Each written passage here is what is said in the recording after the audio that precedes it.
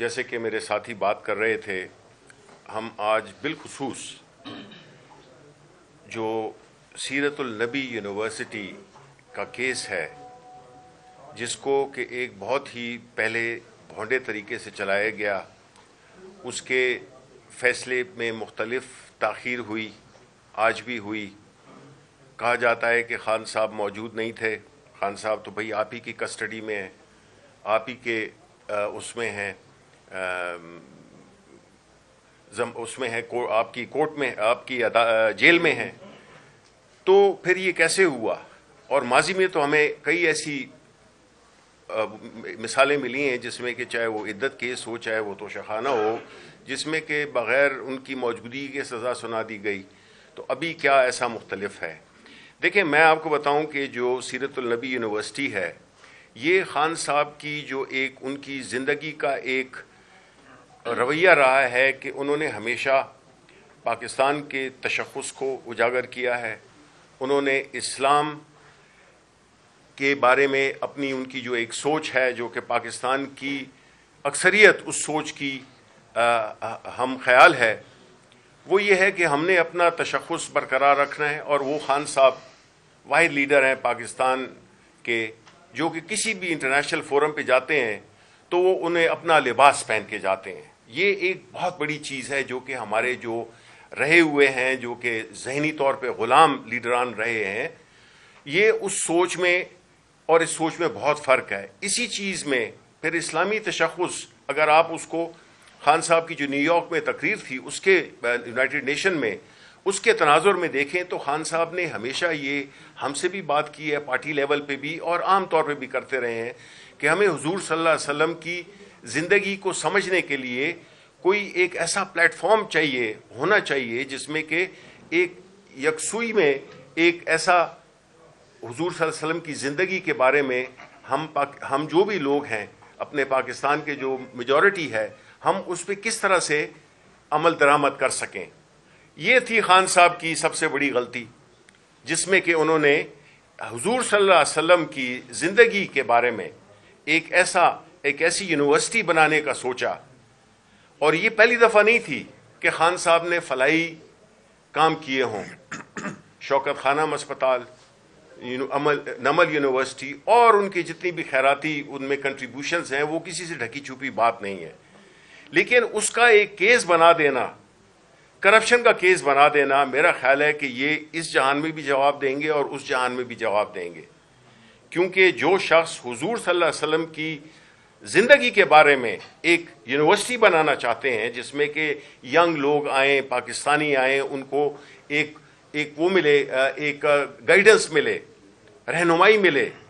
کہ وہ اپنی زندگی کو حضور صلی اللہ علیہ وسلم کی زندگی کے مطابق ڈھال سکیں۔ تو اس ملک میں جو چل رہا ہے رواج کہ انہوں نے جو ہمارے حکمران رہے ہیں ماضی میں یا جو ابھی ہیں،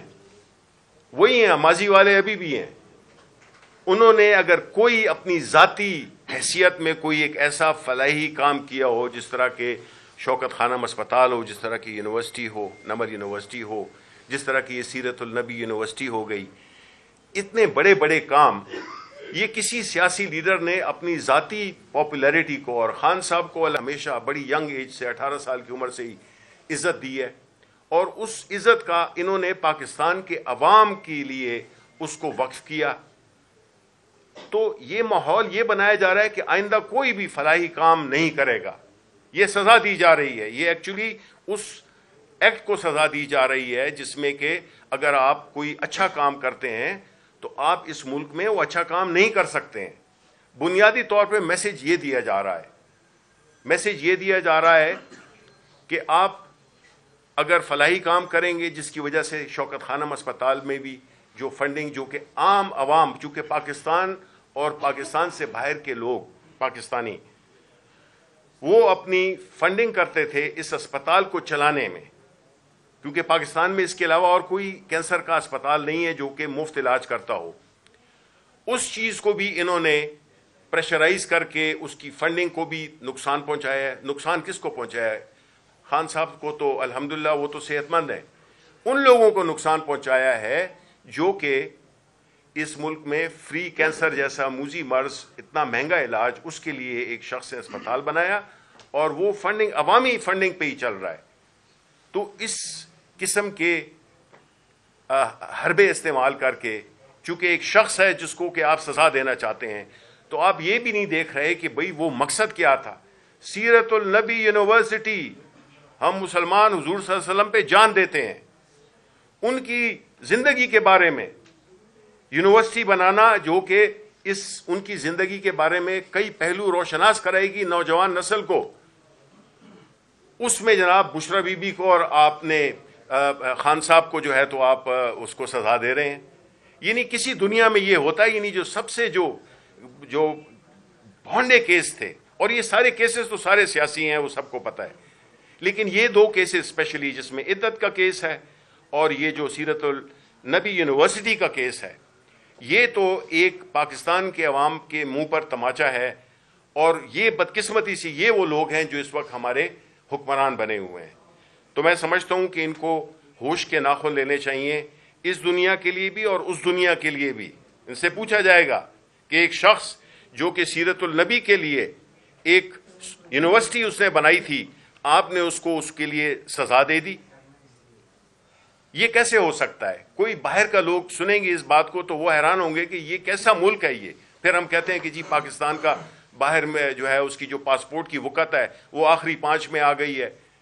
یہ کیوں ہے؟ یہ اسی قسم کے حربوں سے ہے جس میں کہ ہم اپنی سیاسی مخالفت میں ہر اس اچھے کام کو بھی برا بنا دیتے ہیں، روک دیتے ہیں، اس میں روڑے اٹکاتے ہیں جو کہ عام عوام کے لیے ہو.